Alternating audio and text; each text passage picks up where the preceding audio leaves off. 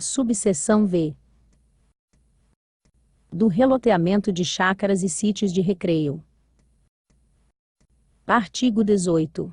A transformação de sítios e chácaras de recreio para loteamentos convencionais, fechados ou condomínios urbanísticos, de qualquer natureza, poderá ser aprovada nos termos desta lei complementar, por meio do processo de reloteamento. Parágrafo 1º. A transformação urbanística a que se refere o caput deste artigo, dependerá da aprovação dos projetos de implantação da infraestrutura complementar necessária ao adensamento populacional, e do projeto urbanístico de reloteamento, que deverá se sujeitar às normas de elaboração e tramitação especificadas nesta lei complementar. Parágrafo 2º. Os imóveis a serem utilizados em regime de reloteamento convencional, fechado ou condomínio urbanístico, de natureza habitacional, deverão destinar ao município os seguintes percentuais, calculados sobre a área total loteável. Inciso 1º. 8% de área para uso institucional. Inciso 2º. 9% de área verde pública. Inciso 3º. 7% de área para área dominial. Revogado. Parágrafo 3º. Metade das áreas não edificáveis, conforme artigo 5º da Lei Federal 6.766, de 19 de dezembro de 1979, e suas alterações, poderá ser contabilizada até no máximo de 50% da área considerada como área verde pública. Parágrafo 4º. Nos casos em que não for possível, a reserva dos 17% de área pública correspondentes às áreas institucional e verde pública, dentro da área a ser reloteada, áreas equivalentes em valor, poderão ser adquiridas em locais previamente selecionados e aceitas pelo município, observado o interesse público, como condição prévia indispensável à aprovação do projeto, ou ainda, em havendo interesse público, poderão ser objeto de pagamento em dinheiro, devendo o valor auferido ser destinado integralmente ao Fundo Municipal de Urbanismo FMU, exclusivamente para a aquisição de áreas verde e institucional, conforme a natureza jurídica da área alienada. Parágrafo 5º. Caso não seja aprovado o projeto, por qualquer motivo, as áreas ou valores serão restituídos aos respectivos titulares. Parágrafo 6º. A equivalência de áreas em espécie, de que trata o parágrafo 4º deste artigo, será avaliada pela Comissão Permanente de Avaliação de Imóveis do Município de Uberlândia, ou pela Caixa Econômica Federal, mediante convênio celebrado com o município de Uberlândia, devendo neste caso o custo das avaliações ser pago diretamente pelo empreendedor, quando do requerimento perante a Caixa. Parágrafo 7º. Ficam isentos da transferência de áreas referidas no parágrafo 2º deste artigo, os seguintes casos. Inciso 1º. Implantação de uso não habitacional. Inciso 2º. Os imóveis que sofreram desmembramento anterior ao ano de 2000. Inciso 3º.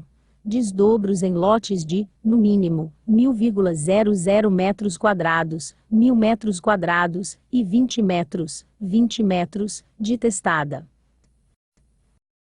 Parágrafo 8º.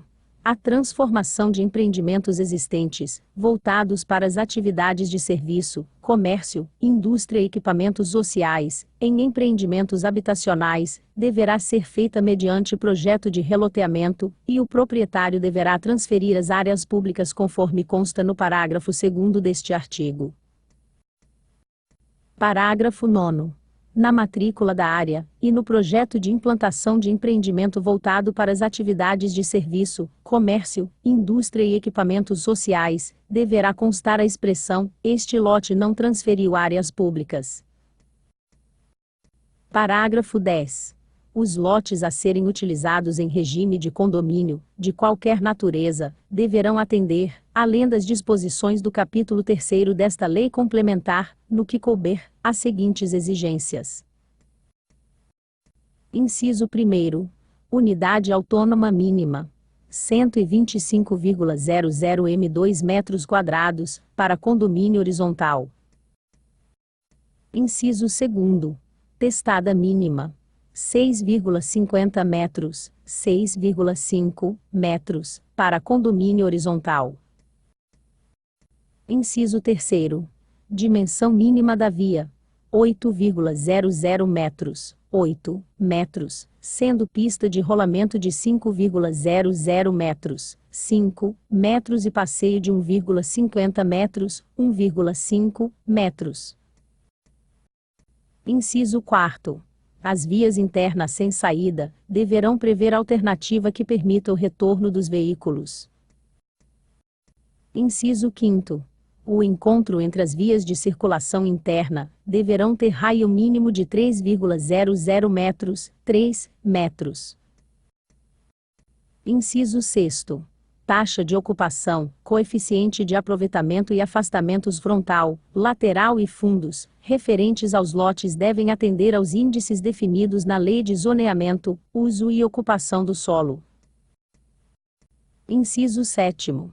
Mínimo de 0,1 vaga para veículos por unidade habitacional. Inciso 8º. Área permeável de 20% da área interna do condomínio. Inciso 9º. As exigências tratadas nos inciso 3º, 4º e v de parágrafo, ficam facultadas aos condomínios verticais residenciais, desde que sejam substituídas por: alínea A.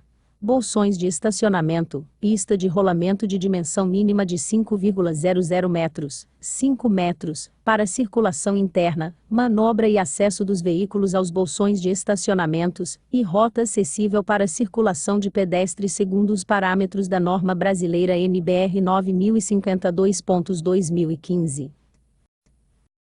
Alínea B. Os espaços de circulação interna deverão prever alternativa que permita o retorno dos veículos.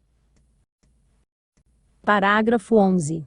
Para cada divisa de lote que confrontar com via pública, deverão ser garantidos 25% de permeabilidade visual, sendo que os 75% restantes poderão ser vedados com muros ou similares, sendo que o vão permeável deverá atender às seguintes normas.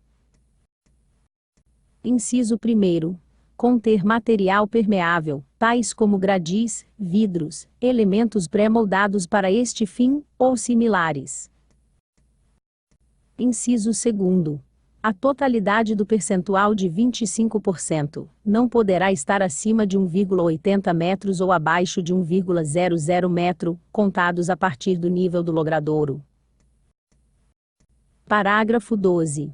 Para as áreas a serem reloteadas, com área igual ou inferior a 12.000 metros quadrados, 12.000 metros quadrados, optar-se-á pelo atendimento às exigências contidas na legislação referente ao uso habitacional multifamiliar H2.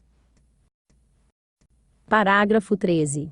O serviço de coleta de lixo nos condomínios urbanísticos e loteamentos fechados deverá ser executado internamente, às expensas dos moradores, e deverá ser disposto em recinto adequado, com acesso pela via pública externa. Parágrafo 14. Para a aprovação dos projetos, a que se refere o caput deste artigo, deverão ser atendidas as etapas a seguir descritas, quando couber, observada a documentação prevista no anexo, parte integrante desta lei complementar. Inciso 1º. Elaboração de estudo técnico para reloteamento pelo órgão responsável pelo planejamento urbano, mediante apresentação do anteprojeto urbanístico e arquitetônico pelo requerente especificando a estimativa do número de unidades habitacionais contidas no empreendimento. Inciso 2º. Análise do anteprojeto urbanístico e arquitetônico. Inciso 3º. Análise do projeto urbanístico, arquitetônico e dos projetos complementares pelos órgãos responsáveis. Inciso 4º. Aprovação do processo de reloteamento. Inciso 5º. Registro do reloteamento no cartório de registro de imóveis. Inciso 6º. Acompanhamento da execução da infraestrutura pelos órgãos responsáveis. Inciso 7º. Emissão do termo de conclusão das obras de infraestrutura. Inciso 7º. Emissão do termo de conclusão das obras de infraestrutura pelos órgãos responsáveis. Inciso 8º. Emissão do termo de conclusão do reloteamento pelo órgão responsável pelo planejamento urbano. Parágrafo 15. Os imóveis a serem dados, pelos respectivos titulares de domínio, em garantia da execução da infraestrutura, quando do reloteamento convencional ou fechado, serão aqueles situados dentro da área a ser transformada, admitindo-se garantia em caução real, ou em dinheiro, na forma do artigo 43 desta lei complementar. Parágrafo 16. O estudo técnico para reloteamento expedido, vigorará pelo prazo máximo de 1 ano, podendo este prazo ser prorrogado por igual período, mediante justificativa do interessado e análise do órgão responsável pelo planejamento urbano. Parágrafo 17. A assinatura da escritura pública de compromisso e prestação da caução referente às obras de infraestruturas externa e interna do condomínio, seguirá os trâmites previstos nesta lei complementar, ficando dispensada a garantia de execução de infraestrutura interna para áreas iguais ou inferiores a 12.000,00 m² metros quadrados. Parágrafo 18. A liberação do alvará de construção ocorrerá após a aprovação do empreendimento, e a emissão do habite se ficará condicionada à conclusão das obras de infraestrutura incidentes. Parágrafo 19. Fica o Poder Executivo Municipal autorizado a alienar até 50% da área institucional, mediante prévia desafetação e autorização legislativa específica, observando-se sempre a Lei nº 8.666/93 e suas respectivas modificações. Parágrafo 20. Na hipótese do parágrafo 19 deste artigo, caso a alienação ocorra mediante venda, o valor auferido deverá ser destinado integralmente ao Fundo Municipal de Urbanismo FMU, exclusivamente para a aquisição de áreas verde institucional, conforme a natureza jurídica da área alienada.